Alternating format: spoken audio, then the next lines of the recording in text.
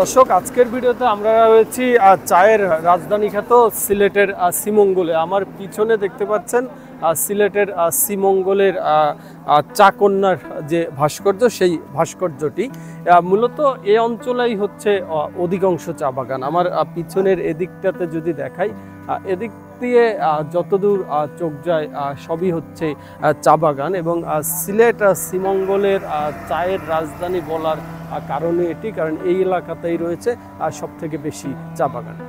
দর্শক, 2009 সালে এই চাকন্যার ভাস্কর্যটির নির্মাণ কাজ শুরু হয় এবং নির্মাণ কাজ শেষ হয় 2010 সালে। এবং দৃষ্টিনন্দনভাবেই এই ভাস্কর্যটি তৈরি করেছেন শ্রীমঙ্গল জেলা প্রশাসক। মূলত এই শ্রীমঙ্গলের যে সমস্ত চা শ্রমিক রয়েছে তাদের প্রতি শ্রদ্ধা জানানোর জন্যই এই ভাস্কর্যটি তৈরি করা হয়েছে। এবং এই ভাস্কর্যের কেন্দ্রবিন্দুতে যে নারীকে বসানো হয়েছে, এই নারীকে বসানোর মূল কারণ হচ্ছে এই সিলেট সহ সারা বাংলাদেশে যে সমস্ত চা বাগান রয়েছে, এ সমস্ত চা বাগানের অধিকাংশ শ্রমিকরাই হচ্ছে নারী, যে কারণে সেই শ্রমিকদেরকে শ্রদ্ধা জানানোর জন্যই এই স্থানে এই ভাস্কর্যটি তৈরি করা হয়েছে।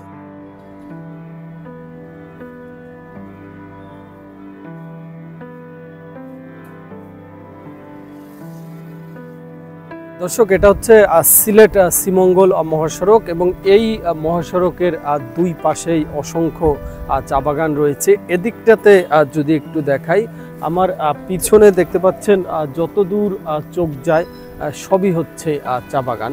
বিশেষ করে এই মহাসড়কের দুই পাশে যতগুলি টিলা রয়েছে সবগুলো টিলাই চা বাগান রয়েছে। এছাড়াও অন্যান্য বিভিন্ন ফলজ, বনজ, ঔষধি বিভিন্ন গাছগাছালির বাগান রয়েছে অসংখ্য। তবে অধিকাংশ বাগানই হচ্ছে চা বাগান। এছাড়াও এই চাকন্যার ভাস্কর্যটি সিলেট শ্রীমঙ্গল মহাসড়কের পাশে হওয়ার কারণে প্রতিদিন দেশ বিদেশের অনেক পর্যটক ছুটে আসে এই স্পটটি দেখার জন্য, এই স্পটে ছবি তোলার জন্য। কারণ এমন দৃষ্টিনন্দন ভাস্কর্য আমাদের বাংলাদেশে আর কোথাও দেখা যায় না।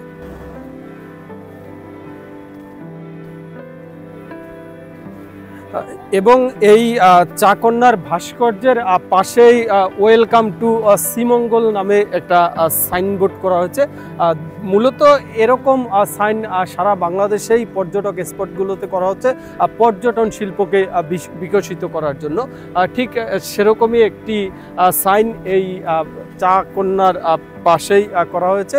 এই চাকন্যার ভাস্কর্য এবং এই সাইনটি এখন এই সিলেটের চায়ের নগরীতে বেশ জনপ্রিয়, যে কারণে শ্রীমঙ্গলের সবথেকে জনপ্রিয় পর্যটক স্পট এখন এই স্থানটি। এবং এই স্থানে এই শ্রীমঙ্গলের এই চাকন্যা সারা পৃথিবীকে জানাচ্ছে চায়ের দেশে স্বাগতম।